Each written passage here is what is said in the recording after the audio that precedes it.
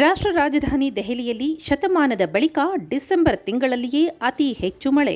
ದೆಹಲಿಯು 101 ವರ್ಷಗಳಲ್ಲಿ ಡಿಸೆಂಬರ್ನಲ್ಲಿ ಅತಿ ಹೆಚ್ಚು ಮಳೆಯನ್ನು ದಾಖಲಿಸಿದೆ. ಇಂದು ದೆಹಲಿ ಎನ್ಸಿಆರ್ನಲ್ಲಿ ಹಲವಾರು ಸ್ಥಳಗಳಲ್ಲಿ ಮಳೆ ಮುಂದುವರೆದಿದೆ. ಇದರಿಂದಾಗಿ ಸರಾಸರಿ ದೈನಂದಿನ ತಾಪಮಾನವು ತೀವ್ರವಾಗಿ ಕುಸಿದಿದೆ. ಹವಾಮಾನ ಇಲಾಖೆಯು ವಾರಾಂತ್ಯದಲ್ಲಿ ಯೆಲ್ಲೋ ಅಲರ್ಟ್ ನೀಡಿದೆ. ಇನ್ನು ಹೆಚ್ಚಿನ ಮಳೆ ಮುನ್ಸೂಚನೆ ಕೂಡ ನೀಡಿದೆ. ಶತಮಾನದಲ್ಲಿಯೇ ಡಿಸೆಂಬರ್ನಲ್ಲಿ ಒಂದೇ ದಿನದಲ್ಲಿ ನಗರದಲ್ಲಿ ಅತಿ ಹೆಚ್ಚು ಮಳೆ ಸುರಿದಿದೆ. ದೆಹಲಿಯ ಕೆಲವು ಭಾಗಗಳಲ್ಲಿ ನಿರಂತರ ಮಳೆ ಮುಂದುವರೆದಿದೆ. ಶನಿವಾರ ಬೆಳಿಗ್ಗೆ 8:30 24 ಗಂಟೆಗಳಲ್ಲಿ 41.2 ಮಿಲಿಮೀಟರ್ ಮಳೆ ದಾಖಲಾಗಿದೆ. ಡಿಸೆಂಬರ್ 3, 1923ರಂದು 75.7 ಮಿಲಿಮೀಟರ್ ಮಳೆಯಾಗಿದ್ದು, ಡಿಸೆಂಬರ್ನಲ್ಲಿ ಒಂದೇ ದಿನಕ್ಕೆ ದಾಖಲಾದ ಅತಿ ಹೆಚ್ಚು ಮಳೆಯಾಗಿದೆ.